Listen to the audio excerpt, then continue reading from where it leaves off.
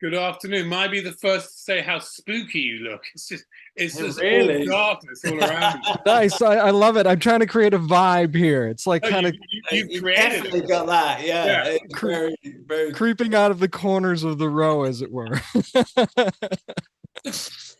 Well, you guys have got a lot of creepy stuff going on this season as well. Jay, I actually want to start with you because I think that Kaine's one of those characters I found myself rooting for the most when I was watching these early episodes. So how much of a roller coaster ride, man, is this early on in the season for you?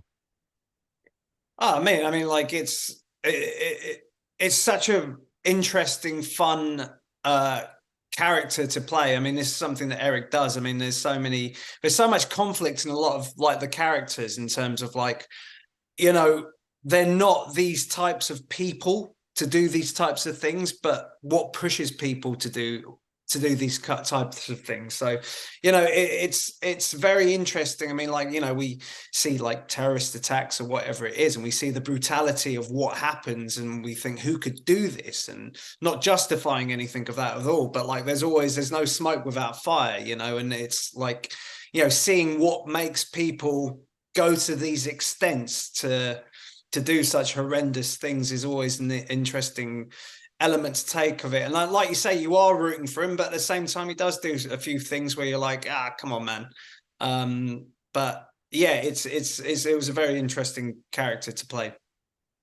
And Jamie, for you, we've seen Dombey be pretty ruthless in the past, and with All Out War, it seems like All Out War is coming with the row sooner rather than later. Are we only kind of seeing a fraction of what he's capable of going into this season?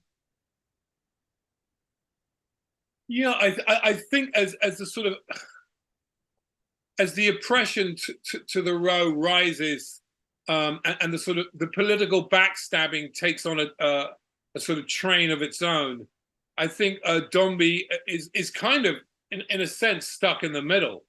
You know, he is a defender of everything that is important to the Berg, because that's his job, and he doesn't concern himself with the politics of what's going on because that's above his pay grade. And he is exceptionally cruel to the Critch, but in his mind, you must understand, he never believes there's a monster. He believes the Critch have been attacking. Mm-hmm. Therefore, what he does in his mind is justified because he is protecting a way of life that is absolutely being destroyed.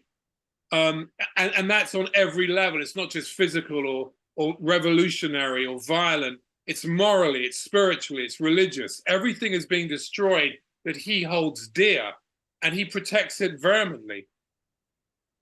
No doubt about it. Jay, real quickly, I want to ask you about the bond between Kaine and Vignette because I really think it's a cool part of this season. Is it kind of like more of a mutual respect thing between the two of them? Is it a brother-sister dynamic? How do you describe it?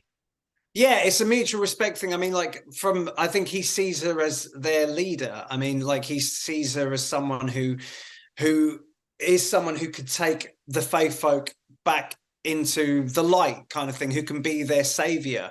And he would follow her anywhere. And he believes that she's the one who can stop these horrible things happening to the faith folk. And yeah, he's her right-hand man, and he'll follow her anywhere. You guys can see how it goes down February 17th when the last season of Carnival Row comes back to Prime Video. Jamie, Jay, thank you guys both so much for the time. I really appreciate it. Thank you so much. Thank you.